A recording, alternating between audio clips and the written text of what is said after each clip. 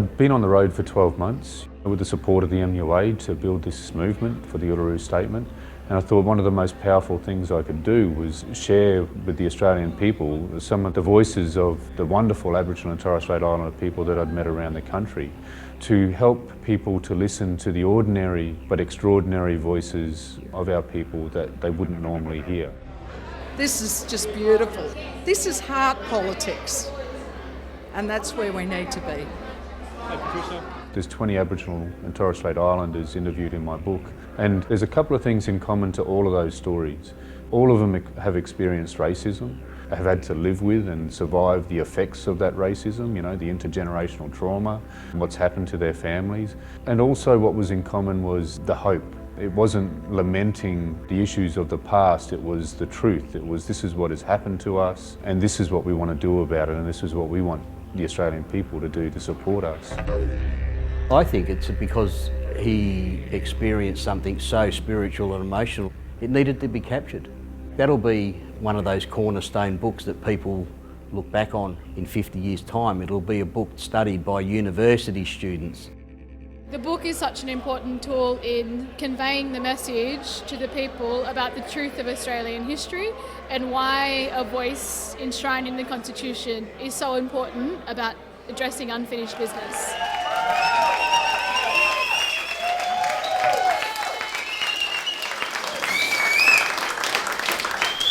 Thomas, it's no good saying anything because Thomas, in a way, has got this superb way of finding the truth. You know, Thomas was a natural at breaking down barriers and opening up to the opportunities. And when the Makarrata Statement was in its pioneering stages, Thomas just emerged.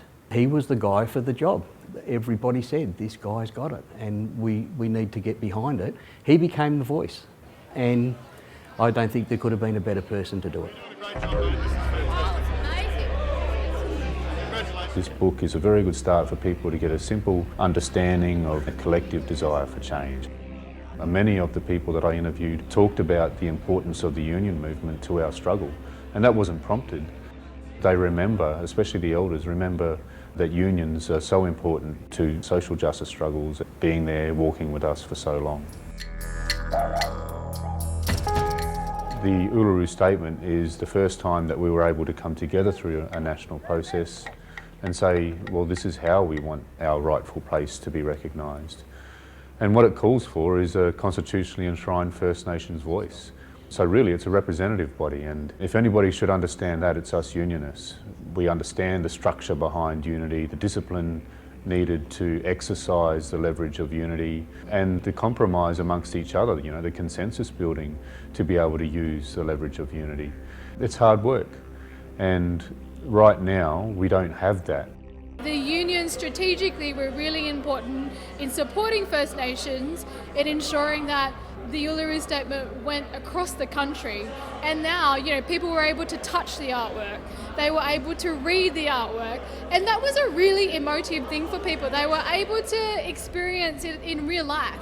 This is not something that is just on social media. This is a gift to the people, not the politicians, and the unions have been really supporting in ensuring that gift gets to the people.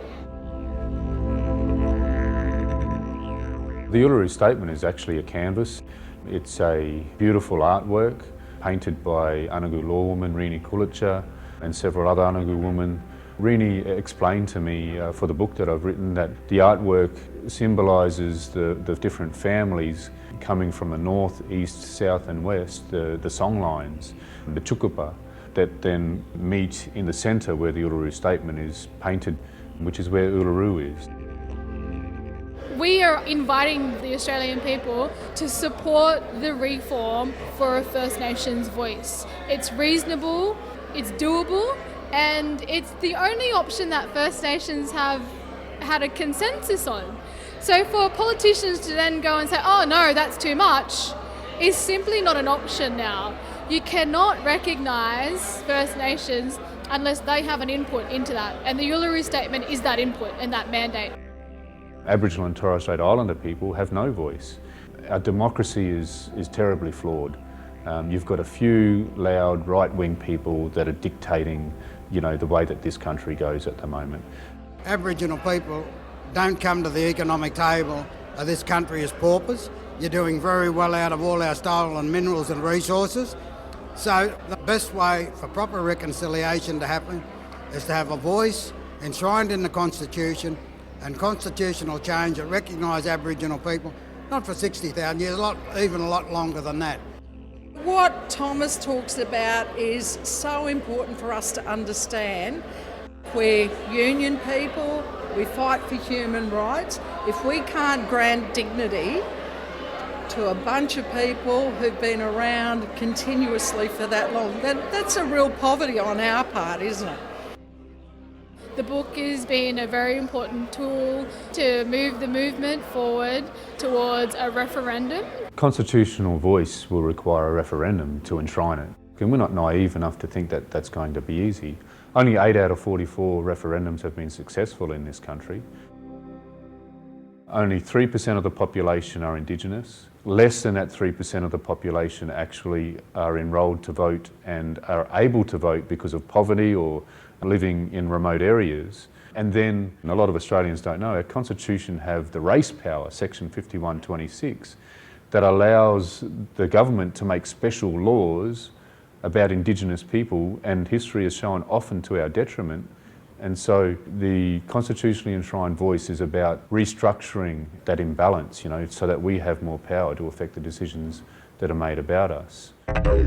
All the social indicators in the last 3 or 4 years are bad, they're getting worse. So that's why we want a voice in the parliament that is there and cannot be chucked out by an elected government. That's why it's so very important. What I'm really mindful of is for the Uluru Statement from the Heart to be on the Indigenous sisters and brothers' terms. I don't want it to be a tokenistic thing. So I think that we all have to listen very attentively. I think this is why events like this, the MUA has launched, is really, really important. I know that Thomas is the author, but it's the work of a lot of people, that statement, and this dignifies all of those people who were part of that process of coming up with the statement. We gathered at the 2017 National Constitutional Convention, coming from all points of the southern sky, make this statement from the heart. Our Aboriginal and Torres Strait Islander tribes were the first sovereign nations of the Australian continent and its adjacent islands, and possessed it under our own laws and customs. This, our ancestors did. Thomas recited it tonight, and I thought, I get a better feeling out of that than God Save the Queen, got to say. It's a narrative that everybody can share, black, white, yellow, indifferent, and it's the opportunity of hope and coming together, walking a journey together. Start our trek across this vast country. We invite you to walk with us in a movement of the Australian people for a better future. So that's your response.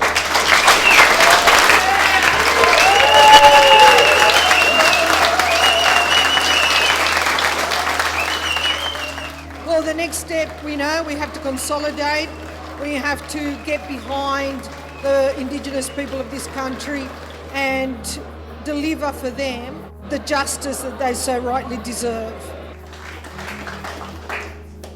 So I want to end Uncle Kevin with something he said, which was, so many of our elders in the past had died with a broken heart.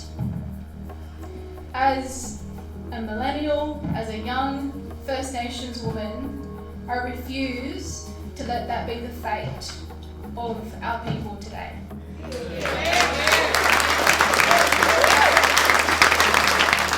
The unions need to continue their movement behind this, to not let the politicians lower our expectations.